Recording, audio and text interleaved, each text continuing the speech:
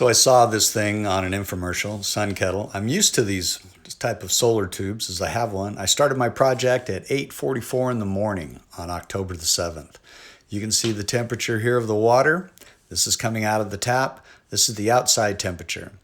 So I made this little sundial thing. I put a nail in there with a piece of tape. Just wanted to get the angle just right because I felt from my experience with solar ovens, you got to have the sundial thing just right, just hitting the lens and everything perfectly. So I wanted to give it a good chance. 74 degrees on the outside temperature of this tube. Of course, it's kind of a moot point. Anyway, this was 5 minutes into it, and I just wanted you to see that I set my timer at 45 minutes. And that glass, they say it doesn't heat up anyway. But I had this idea for a better sundial, so I made this thing. It's out of wood and dowel, and I used Velcro so I could stick it onto the outside of the Sun Kettle. So here you can see this is where it's going to go.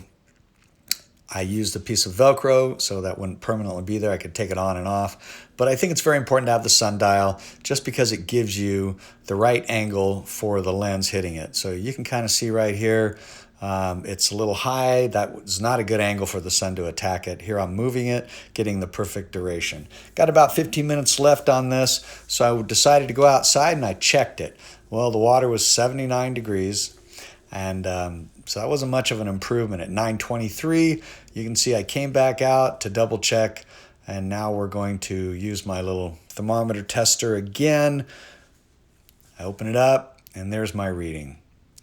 It's warming up. It's slow go, but it's okay. So at 9:41, you can see I also have my timer running on my phone. That's how much time has passed. Set it for another 30 minutes on time.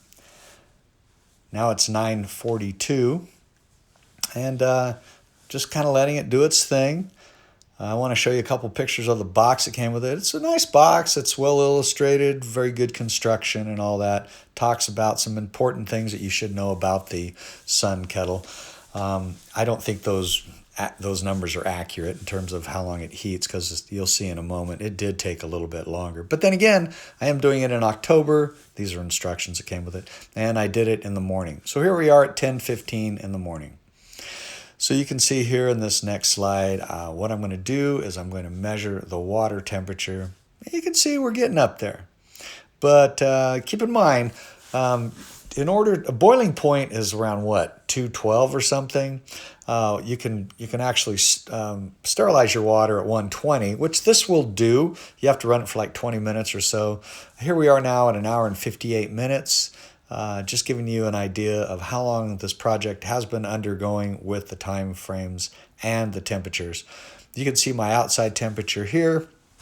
Now some time has elapsed. Come back up. Now we're at 11:48. I'm going to go back out there one more time. I'm going to check it. It hasn't moved all that much. In all fairness, though, I did get about maybe 10 minutes of shade. I'm looking for bubbles for some boilage. Didn't see it. Anyway, this is how much this thing weighs. That's a pretty reasonable weight, right? Not too heavy. And this is my little sundial that I made. Velcro's on the front there. And I put it underneath there with a little Velcro tab so you can stash it out of the way. Overall, I'm happy with the construction. I think it's well made. They could have added a sundial. That's what I have on some of my other solar cookers. Makes a huge difference. And I like this thing. I like it a lot. I let it run for about 3 hours. It got up to about 157 degrees. Thanks. Subscribe. Take care. One more quick little thing. I could see this being a potential problem. In here, water could get trapped, and you could get some mold if you don't remove the silicone end piece. It comes on and off relatively easily. I just had to, there's a little X there that's already in place, but you just have to cut through the silicone a tiny bit so you can get your finger in there and pull the thing off. Just one of my recommendations so you don't get mold up in the lid on this thing.